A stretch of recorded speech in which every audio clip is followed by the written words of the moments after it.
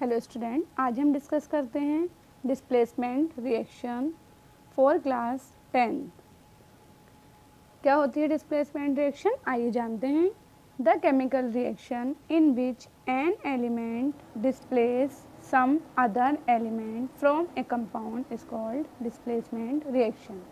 क्या कहा जा रहा है कि ऐसी केमिकल रिएक्शन जिसमें कोई एक एलिमेंट डिस्प्लेस करता है किसको, अनदर एलिमेंट्स को, अदर एलिमेंट्स को किस में से डिस्प्लेस किया जाता है, एक कंपाउंड में से। तो क्या है कि कोई भी एक एलिमेंट्स किसी अदर एलिमेंट्स को डिस्प्लेस कर दे, उसके प्लेस को चेंज कर दे, तो उसी को हम क्या नेम देंगे, displacement reaction. Suppose A B क्या है, कंपाउंड है, और सी क्या है, एक हमारे पास एलिमेंट है। अब इसमें से क्या किया जाए, ये सी एलिमेंट क्या कर दे, इस कंपाउंड में से बी को डिस्प्लेस कर दे, बाहर निकाल दे। तो क्या हो जाएगा, यहाँ जब बी डिस्प्लेस हो जाएगा तो सी इसके प्लेस पे आ जाएगा, तो बनेगा आपका ए सी प्लस बी। तो यहाँ क्या हुआ है कि जो एक एलिमेंट था सी, उसने डिस्प्लेस किया है किस एलिमेंट को, बी को। किस में से किया है, एक कंपाउंड में से। ठीक है, तो वहाँ यही है कि कोई भी एक एलिमेंट्स किसी अनदर एलिमेंट्स को डिस्प्लेस करता है तो उसी को हम क्या नेम देते हैं, डिस्प्लेसमेंट रिएक्शन। डिस्प्लेसमेंट रिएक्शन के कुछ एग्जाम्पल्स देख लेते हैं। First, displacement of copper by iron from copper sulphate solution. तो अब यहाँ क्या है, एक हमारे पास कॉपर मेटल है जो किसके थ्रू डिस्प्लेस होनी है, आयरन के थ्रू। तो यहाँ आयरन डिस्प्लेस करेगा कॉपर को, और किस सॉल्यूशन में से डिस्प्लेस करेगा, कॉपर सल्फेट से। तो iron Fe react with copper sulphate to form ferrous sulphate and copper. तो यहाँ क्या है कि इस सॉल्यूशन में से, इस कंपाउंड में से Fe क्या करेगा, इस कॉपर को डिस्प्लेस कर देगा, इसके प्लेस को चेंज कर देगा, और क्या बन जाएगा, FeSO4, और कॉपर क्या हो जाएगा, डिस्प्लेस हो जाएगा। अब ऐसा होता क्यों है कि आयरन ने कॉपर को डिस्प्लेस किया क्यों? तो ये क्या होता है कि जो आयरन है इसकी रिएक्टिविटी क्या होती है, ये मोर रिएक्टिव एलिमेंट है, जबकि कॉपर की रिएक्टिविटी क्या होती है, कम होती है। तो यहाँ क्या है कि मोर रिएक्टिव एलिमेंट डिस्प्लेस कर देता है किसको, लेस रिएक्टिव एलिमेंट्स को। इसीलिए किसका फॉर्मेशन होता है, फेरस सल्फेट एंड कॉपर का। यहाँ कॉपर सल्फेट सॉल्यूशन जो होता है उसका क्या कलर होता है, ब्लू सॉल्यूशन, ब्लू कलर का रहेगा। लेकिन जब ये Fe कॉपर को डिस्प्लेस कर देगी तो क्या बन जाएगा, FeSO4, और यहाँ सॉल्यूशन किस कलर में मिलेगा हमें, लाइट ग्रीन कलर में। इस रिएक्शन में हमने क्या देखा, in this reaction iron displace copper. Iron क्या कर रहा है, डिस्प्लेस कर रहा है कॉपर को फ्रॉम कॉपर सल्फेट सॉल्यूशन। किस में से डिस्प्लेस कर रहा है, कॉपर सल्फेट सॉल्यूशन में से। क्यों कर रहा है, because iron element is more reactive than copper. क्योंकि आयरन क्या है, आयरन एलिमेंट ज़्यादा रिएक्टिव है किसकी कंपेयर में, कॉपर के कंपेयर। अब हम किस एलिमेंट्स की रिएक्टिविटी कम है और किसकी ज़्यादा है, कौन मोर रिएक्टिव एलिमेंट है और कौन लेस रिएक्टिव एलिमेंट होता है, वो हमें पता चलता है किसके थ्रू, रिएक्टिविटी सीरीज़। तो क्या है reactivity series, the displacement of a metal from its salt solution by some other metals provide us a way to arrange metal in the order of their decreasing chemical reactivities. On the basis of this, a series known as the reactivity series. तो क्या है reactivity series, कि जब भी कोई metal displace करनी हो किस में से, किसी साल्ट सॉल्यूशन में से, और वो मेटल डिस्प्लेस की जाएगी किसके थ्रू, अदर मेटल के थ्रू।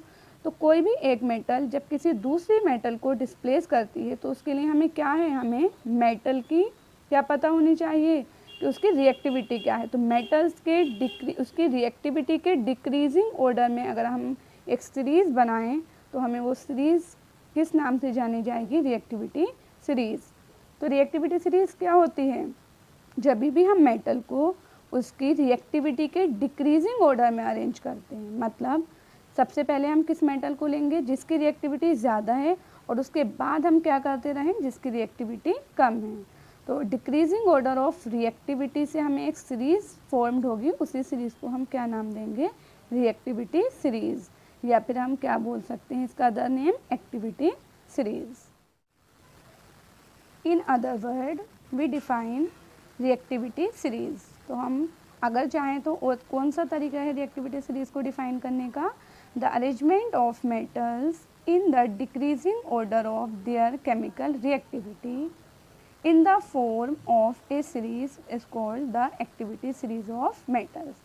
क्या बोल रहे हैं कि अरेंजमेंट करना है हमें किसका, अरेंजमेंट ऑफ मेटल्स, मेटल्स का अगर अरेंजमेंट किया जाए किस ऑर्डर में, in the decreasing order of reactivity, metal की डिक्रीजिंग ऑर्डर ऑफ रिएक्टिविटी में अगर अरेंज किया जाए तो हमें क्या मिलती है, एक सीरीज फॉर्म्ड होती है जिसको हम क्या बोलते हैं, एक्टिविटी सीरीज। तो बस जनरली आपको इतना याद रखना है कि हमें यहाँ क्या है ये सीरीज, कि मेटल्स को उनकी रिएक्टिविटी के डिक्रीजिंग ऑर्डर में रखना है, तब हमें एक सीरीज मिलेगी। उसी सीरीज को हम क्या नेम देने वाले हैं, रिएक्टिविटी सीरीज।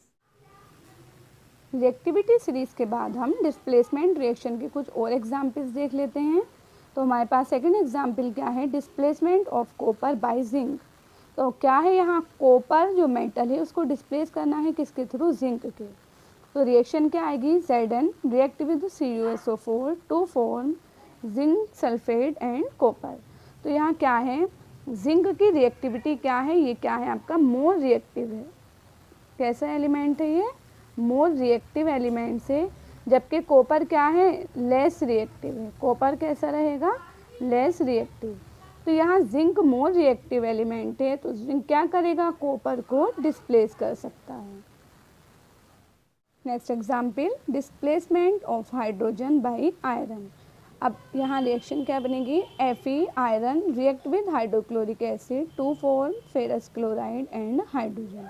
तो अब यहाँ क्या है, Fe क्या है, इस Fe की रिएक्टिविटी हाइड्रोजन से ज़्यादा होगी।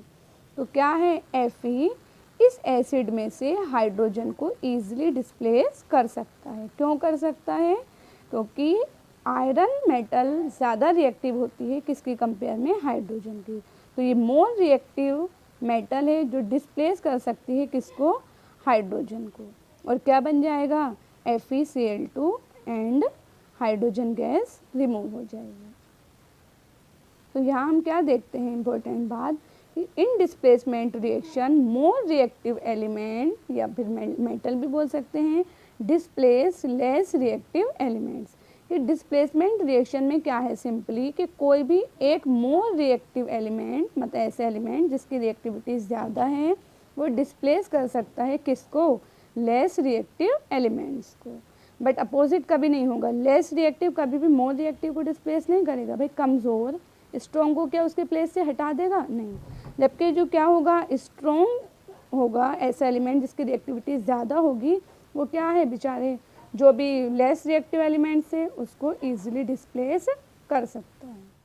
Next example, displacement of copper by lead. अब क्या है, कॉपर की तो रिएक्टिविटी क्या है, मैंने बताया ना आपको, सिर्फ हाइड्रोजन से नीचे वाली जो रिएक्टिविटी सीरीज है उसमें से हाइड्रोजन से नीचे जितनी भी मेटल्स हैं वो क्या हैं, उनकी रिएक्टिविटी कम होगी, और हाइड्रोजन के ऊपर वाली जो मेटल्स हैं उनकी रिएक्टिविटी क्या रहेगी, ज़्यादा।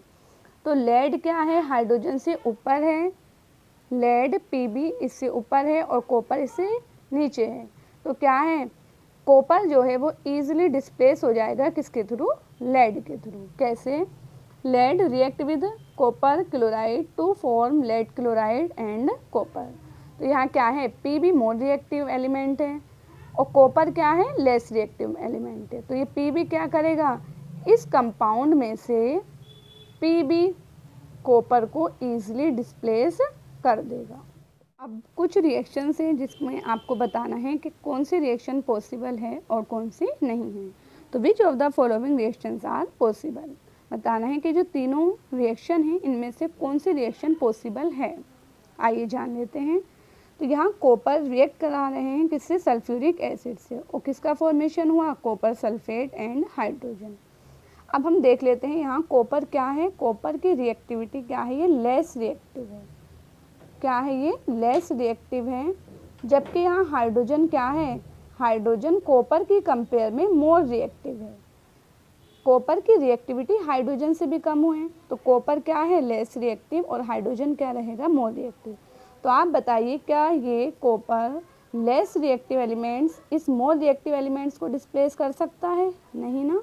तो यहाँ क्या है कि कॉपर जो है वो इस एसिड में से हाइड्रोजन को डिस्प्लेस नहीं कर सकती, और जब डिस्प्लेस नहीं कर सकती तो ये रिएक्शन भी पॉसिबल नहीं है। तो यहाँ क्या है, ये नॉट पॉसिबल।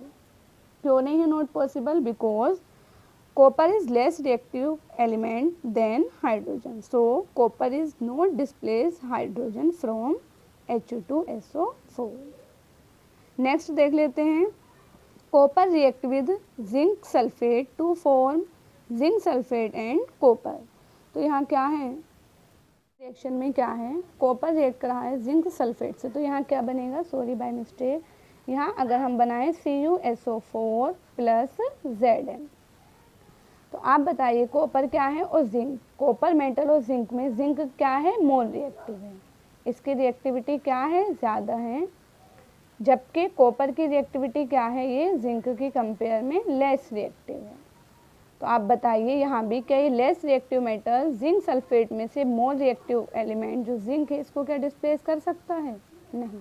तो ये रिएक्शन पॉसिबल नहीं है, ये भी क्या है, नॉट पॉसिबल। अगर यही रिएक्शन इस टाइप से होती Zn प्लस CuSO4 और बनता ZnSO4 प्लस Cu, तो यहाँ क्या हो जाता, अब ये मोर रिएक्टिव एलिमेंट है